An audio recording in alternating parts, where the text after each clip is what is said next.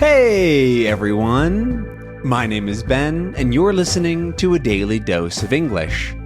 This is a short, simple podcast that you can listen to every day to improve your English. You can find the transcripts for all episodes and more on benslanguagelab.com. In this episode, we're going to be talking about air travel. I'm glad you could make it today.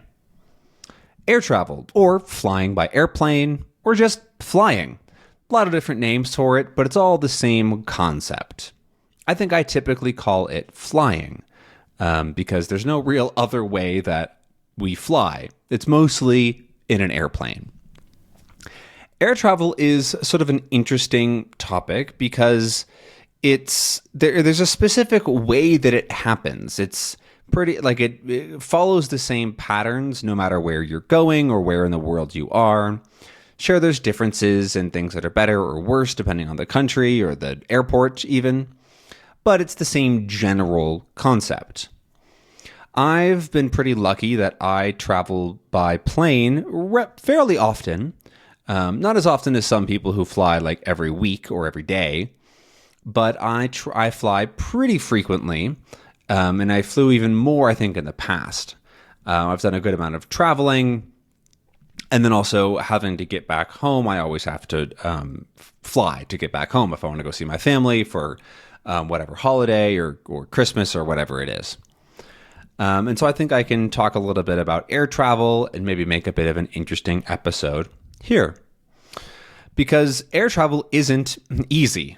It's actually kind of a skill that you learn over time by practicing, because there's a lot of things that are weird or difficult or hard to understand, that don't make sense, that are frustrating. And so hopefully maybe just talking about this a bit, you can learn some interesting words and potentially get some travel tips for the next time that you have to get on an airplane.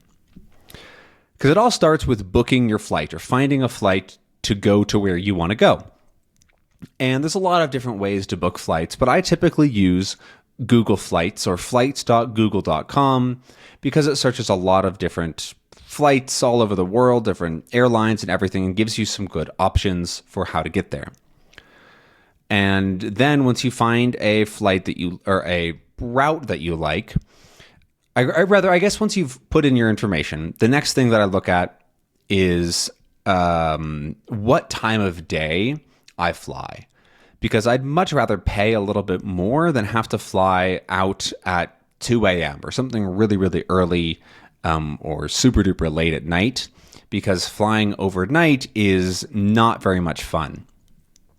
Sure, you miss a day the other way if you fly during the day, like you sort of lose a day to travel, but I find it to be a lot easier to sleep and feel more rested and get ready for wherever I'm going if I travel during the day. So I much prefer to leave during the day and land on the same day. Landing at night is fine. Like if you land at 10 or 11 p.m. at wherever you're going, that's totally fine, because then you can actually go and then just fall asleep right away because you're typically exhausted after traveling. And so that's my preferred thing. I like to leave in the morning and get there in the afternoon or evening, because you can pretty quickly go to sleep. Another thing to keep in mind is time zone changes, or so when you're at a different time zone and you have to adapt to when there's a different hour, literally, right? Because like where I'm from is an hour right now, is an hour behind where I am now, which is a little confusing to think about, but that means that when I go back home, I will gain 1 hour. It'll be 1 hour earlier than when I left in terms of like relative time. But going the other way, I have to keep in mind that there's the opposite, right? I lose an hour coming back. 1 hour isn't a huge difference, but when it's like 5 or 6 hours, it can be a huge problem when you're planning, and it can really mess up your sleep schedule. And that's the next one. Is trying just to manage your sleep and make sure that you're well rested, because it really sucks to be in a place and be just completely off time and just be super tired and unable to function, especially if you're going on vacation or something like that. And so just generally be careful with how you're going to rest and sleep. And try not to fall asleep too early or too late, depending on how far you're going, just so that you're more well rested when it comes time to actually enjoy where you are. Or if you're going back home, to get back to your normal life. So once you have your tickets and you've thought about your time, then it comes to packing, right? And that's a big thing for a lot of people.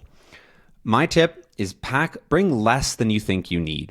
You often need a lot less stuff. Just a couple of things will probably be fine, especially if you can do laundry, right? You don't have to bring clothes for, let's say you're going for 10 days. You only have to bring a couple of different pairs of clothes. So you can probably get away with like 3 or 4 and do laundry once or maybe even twice. And that way you bring just so much less stuff with you, but you still feel clean and normal. As well as that goes for other things as well, right? You don't need to bring a ton of gadgets or computers or whatever if you don't really need them. I try to travel pretty light. I like to bring like a notebook or a journal, my laptop, my Kindle, my phone, and some cables to plug it all in. And that's really it. And then there's toiletries. So that's your toothbrush and your toothpaste and your razor. Those are called toiletries. And then clothes. And that's really all you need, especially if you're going somewhere interesting and you can actually do stuff there, right? You don't need to bring a ton of extra stuff with you. And so bring as little stuff as you possibly can. I try to never check a bag. That's when you put a bag under the plane, right? You give it to the people. They will check it for you. And then at the end, you'll get it back after at what we call the baggage claim or the luggage return. Because that just takes a long time. It's slow. It costs you like $30 or $50 to check a bag. And if you can just go with what you have in your backpack or in the overhead compartment, it's so much easier to travel in general. The next thing is to make sure that you are efficient with your time. Don't go too early to the airport, right? You don't want to waste a bunch of time in the airport because they're often not very fun. And you don't want to have to eat and be running to get there, so don't go too late, right? So finding a good balance. I typically recommend eating first because airport food can be really expensive. Get there with enough time to spare. Depending on the airport, it can be a lot or a little time. Here, I basically leave 90 minutes before my flight boards-ish, a little bit less, right? An hour is actually fine here, unless it's a really, really busy time. So that sort of depends. But other airports, I can leave less than an hour ahead because I know how long it takes to get to the airport and about how long it takes to get through security. And so just keep that in mind when you're going. Some people will go like 4 hours ahead of their flight. That's just way too early. You're not going to have a good time.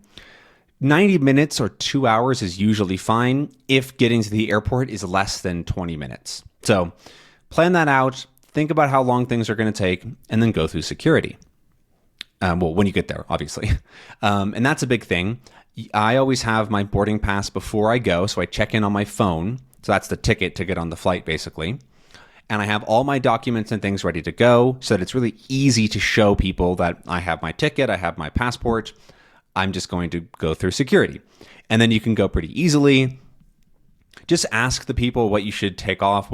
Should you leave your belt on? Should you take out your laptop? There's a couple of different questions to ask. But then once you've done it correctly, you can usually go through pretty quickly. Security doesn't have to be difficult or too slow as long as you prepare. And that's also why bringing less stuff is really helpful. And take your time. If there's people behind you that want to get through, they just take a little bit more time to put your stuff in. It's totally fine. They're going to be all right. Don't worry too much about like blocking people's path. And then for the actual plane, try to do things that are easy and relatively relaxing. I don't usually play video games, but there's a phone game that I like to play when I'm on the plane. I also like to read and occasionally watch a movie or TV show. And having a couple different things like that to do is really great. I also highly recommend having some kind of noise canceling headphones or earbuds if you can, because the noise of the plane is a lot and it can get really, really annoying and really just kind of get inside of your head. And so playing some music or a podcast or maybe this podcast even, who knows, you can download these and listen to them in the airplane for a little bit of extra English practice. And then when you're leaving, just try to be clear with whoever you're being picked up by where you should meet or where you should be, because it can be a little bit difficult to drive into the airport and it could be stressful. And so as long as you make things clear, it can all go well. But that's the time that I have for today. I think that I've talked enough about airplanes and air travel. Let me know if you have any extra tips or things that you can share in the comments. And did you learn any words? I'm curious to know if there's new words for you in your air travel vocabulary now. But thank you so much for being here, and I'll see you again tomorrow. Bye-bye.